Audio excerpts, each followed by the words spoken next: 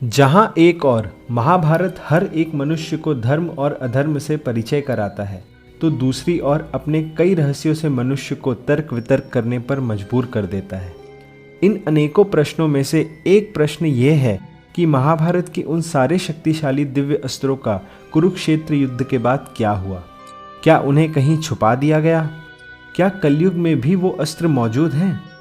क्या उन्हें इस युद्ध के बाद नष्ट कर दिया गया था? तो आज की इस वीडियो में हम यही जानेंगे कि आखिर उन शक्तिशाली अस्त्रों का महाभारत के युद्ध के बाद क्या हुआ।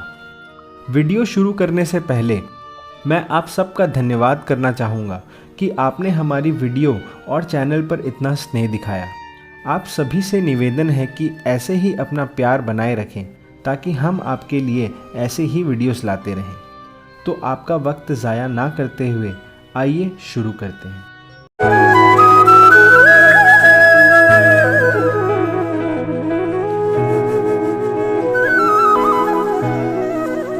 इतिहास के पन्नों में अनेकों रहस्य छुपे हुए हैं। अगर आप महाभारत के बारे में जानते हैं तो आपने महाभारत के दिव्य अस्त्रों के बारे में भी सुना होगा। दिव्य अस्त्र जो कि पल भर में हजारों सैनिकों को मौत के घाट उतार देते थे, जिनमें पूरी दुनिया खत्म करने की ताकत थी, जो किसी भी युद्ध का परिणाम पल भर में बदल देते थे। कहा जाता है कि उस युग के दिव्य अस्त्र आज के आधुनिक युग के परमाणु हथियार से भी ज़्यादा घातक थे। महाभारत के कई पराक्रमी वीर दिव्य अस्त्रों से लैस थे, परंतु युद्ध में इनका प्रयोग केवल कुछ लोगों ने ही किया। सबसे पहले हम दिव्य अस्त्र का अर्थ समझ लेते हैं। दिव्य अस्त्र एक आम शस्त्र होता है जिसे मंत्रों से दिव्य बनाया जाता है। पुराने समय में दो तरह के हथियार होते थे। पहले थे शस्त्र।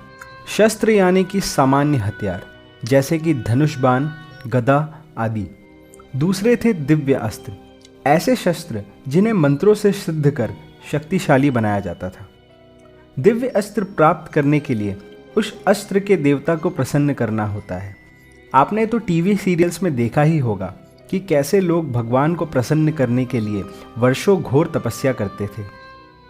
जब भगवान प्रसन्न हो जाते हैं तब वे अपना एक अंश उस मनुष्य के अंदर डाल देते हैं, जिससे जब वो मनुष्य सही मंत्र का उच्चारण करता है तब वो शस्त्र दिव्य अस्त्र बन जाता है।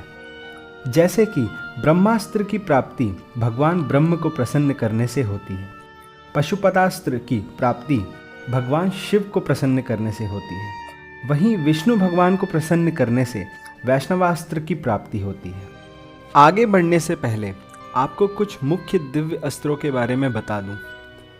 नारायण अस्त्र, ये भगवान विष्णु का एक विशेष अस्त्र है जिसे रोका नहीं जा सकता। यह सभी अस्त्रों में सबसे शक्तिशाली अस्त्र है। वैष्णवास्त्र, वैष्णवास्त्र और नारायण अस्त्र एक ही जैसे हैं। वैष्णवास्त्र से एक ही लक्ष्य भेदा जा सकता है, किंतु नारायण अस्त्र से अनेकों लक्ष्यों को भेदा जा सकता है। ब्रह्मास्त्र, यह भगवान ब्रह्म का अस्त्र है। इस अस्त्र में देवों तक को समाप्त करने की शक्ति होती है। ब्रह्मशीरा अस्त्र, यह ब्रह्मास्त्र से 4 गुना ज़्यादा शक्तिशाली अस्त्र है। अग्नेयास्त्र, इस अस्त्र के उपयोग से अग्नि की वर्षा होती है। इस अग्नि की तीव्रता को इसे चलाने वाला नियंत्रित कर सकता है। इंद्रास्त्र, इस अस्त्र के उपयोग से आकाश से असंख्य तीरों की वर्षा होने लगती है। सूर्यास्त्र, इस अस्त्र के उपयोग से मनचाही मात्रा में सूर्य के समान रोशनी और ऊष्मा उत्पन्न की जा सकती है। पशुपतास्त्र, ये भगवान शिव का अस्त्र है। इस अस्त्र द्वारा विनाश दोबारा ठीक नहीं किया जा सकता। इस अस्त्र से सारी चीज़ें एवं जीव जंतु का सर्वनाश किया जा सकता है। ज़्यादातर दिव्य अस्त्रों का प्रयोग धनुष बाण के रूप में ही होता आया है, पर यह ज़रूरी नहीं है। एक घास के तिनके को भी मंत्र के द्वारा दिव्य बनाया जा सकता है। जैसे अश्वत्थामा ने महाभारत में घास के तिनके का ब्रह्मास्त्र के रूप में उपयोग किया था। तो एक दिव्य अस्त्र के लिए इन चीज़ों की आवश्यकता है। पहली, शरीर में उस दिव्य अस्त्र के देवता का अंश। दूसरा, उस अस्त्र के आवाहन का सही मंत्र। तीसरी, और कोई भी एक वस्तु जिसे दिव्य बनाना हो। पर अगर उस मनुष्य के शरीर में उस देवता का अंश ना रहे तो सही मंत्र और विद्या के बावजूद वो शस्त्र दिव्य अस्त्र नहीं बन पाएगा। यही हुआ था अर्जुन के साथ। अर्जुन को सारे मंत्र और विद्या आने के बावजूद वो असहाय हो गए थे, क्योंकि श्री कृष्ण की मृत्यु के बाद एक एक कर उनके शरीर से सारे देवताओं के अंश उन्हें छोड़कर जा रहे थे। पर उस युग में भी दिव्य अस्त्र का ज्ञान सीमित लोगों तक ही था।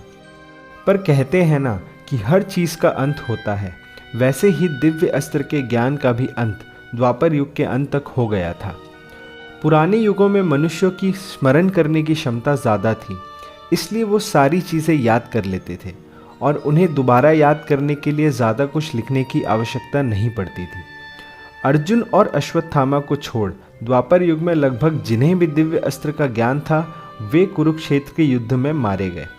परंतु अश्वत्थामा श्री कृष्ण के श्राप के कारण अपने दिव्य अस्त्र के संपूर्ण ज्ञान से वंचित हो गए, इसलिए अश्वत्थामा ये ज्ञान किसी और को देने योग्य ही नहीं रहे।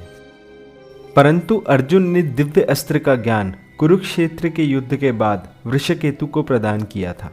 वृषकेतु सूर्यपुत्र कर्ण के पुत्र थे। कुरुक्षेत्र युद्ध के बाद वृषकेतु उसी नदी के समीप गए जहां उनके पिता कर्ण सूर्यदेव की घंटों प्रार्थना करते थे। वृषकेतु के मन में प्रतिशोध की भावना थी और वो अपने पिता के हर शत्रु का विनाश चाहते थे। परंतु अर्जुन ने वृषकेतु से अपने किए की माफ़ी मांगी और उसे अपने साथ चलने को कहा ताकि वो अपने पिता के राजपाट को संभाल सके। अर्जुन ने वृषकेतु को अपने बेटे की तरह स्वीकारा और उसे अपनी धनुर्विद्या के साथ साथ दिव्य अस्त्रों का ज्ञान भी दिया। हालांकि वृषकेतु द्वापर युग का आखिरी व्यक्ति था जिसे दिव्य अस्त्र का ज्ञान था, क्योंकि श्री कृष्ण ने वृषकेतु को इस ज्ञान को आगे किसी और को देने से मना कर दिया था। श्री कृष्ण ने वृषकेतु से कहा कि वे जानते हैं कि अब कलयुग का आरंभ होने वाला है, जहां लोग इस शक्ति का प्रयोग समाज के कल्याण के लिए ना करते हुए निजी स्वार्थ के लिए करेंगे। इसी कारण हेतु वृषकेतु ने दिव्य अस्त्र के ज्ञान को आगे की पीढ़ी को नहीं सौंपा और इस ज्ञान का अंत द्वापर युग में ही हो गया। पाशुपतास्त्र भगवान शिव का अत्यंत शक्तिशाली अस्त्र है। इस अस्त्र का उपयोग दिमाग से, आंखों से और बोलकर या किसी शस्त्र के रूप में किया जा सकता है।